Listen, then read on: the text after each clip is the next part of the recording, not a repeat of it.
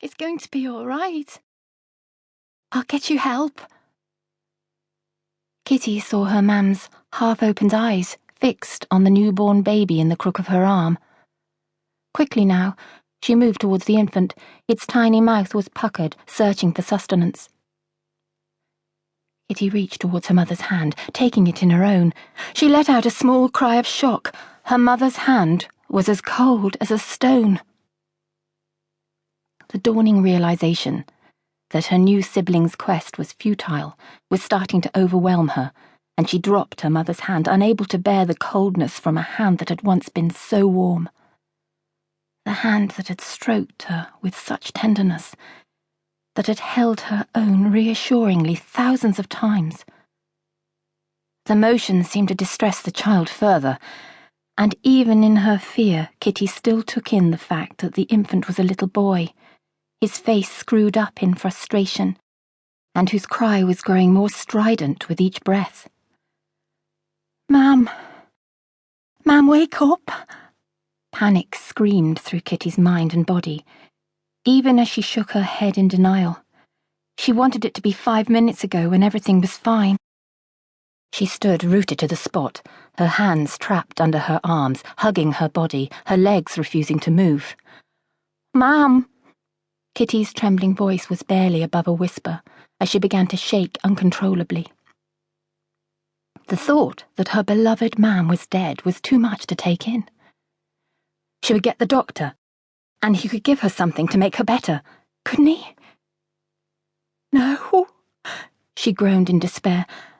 "Ma'am, please don't go. Don't go, Ma'am. Everything will be fine. I'm here now.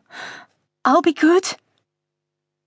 Into her mind sprang the recollection of days when Dad had no work and no money, and her Mam, at the end of her tether, said she felt like running miles away. "I'll get the doctor. I'll get Auntie Doll." Still, there was no sign of any movement in her mother's curled-up body. As hot tears fell freely down Kitty's cheeks, she rapidly blinked them away. It was too late, and she knew it. Her beautiful, kind, hard-working Mam could not hear her any more.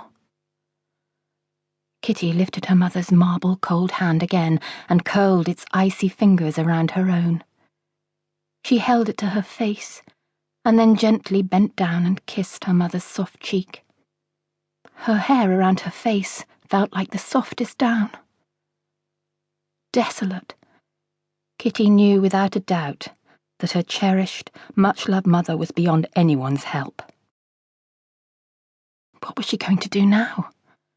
Mam was dead. A scream of anguish escaped her lips and drowned out the cry of the infant, whose tiny purple fists balled in fury, showing no regard for his mother, who had made the ultimate sacrifice to bring him into the world. Quickly coming to her senses, Kitty scooped the newborn babe from her mother's lifeless arms and wrapped him in a threadbare sheet she retrieved from the dresser drawer. Scurrying from the room, Kitty headed towards the stairs, almost tripping in her haste to be out of the house. "Auntie Doll! Auntie Doll!" she cried. "Please help me!" Frank Feeney, hands in pockets, flat cap pushed to the back of his dark brown hair, whistled a happy tune as he turned the corner of Empire Street. At 14 years old, he had just received his first pay packet from the co-op, where he had worked for the past 2 weeks and was looking forward to handing it over to his Mam. "Kitty? Kitty!" When he saw the distress on the face of the young girl whom he treated like his own kid sister, he broke into a run. She was clearly crying as she banged her front door shut. "Kit!" Frank called again. "What's the matter? What have you got there?" Empire Street contained only 10 houses, 5 on each side. From the Dock Road corner, there was the Sailor's Rest public house opposite a disused warehouse, and at the top end, opposite the stable where Frank's dad kept his horses, was Winnie Kennedy's general shop, next door to the happy home he shared with his family.